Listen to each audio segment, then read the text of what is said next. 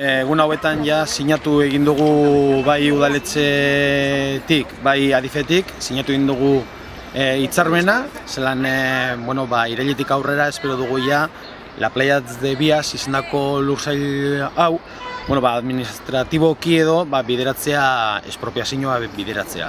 Ozokoetxeko auzokideak, San Faustoko auzokideak eta bai erdiguneko edo Lehendakari Agirreko auzokideak ja ikustea zelan hemen lehengo urtean behintzat lursail txiki bat edo behintzat bide batzuk zabaltzea erabiltzeko lekua eta 4-5 urte barru ja aldaketa urbanismoki aldaketa nabariak ikustea. Egia da plangintza 10-15 urteko epeak dituela, esan dugunez, hemendik 4-5 urtera ja gauzak ikustea zerbait mugitzen dela, importantea mugitzen dela bertan. Espero dugu bai hilabete hauetan akordioa eukitea Bilbao Riada 2000-arekin aurreko hitzarmena bukatzeko eta daukaguzan konpromisoak amaitu lez edo behintzat bukatu lez emotea.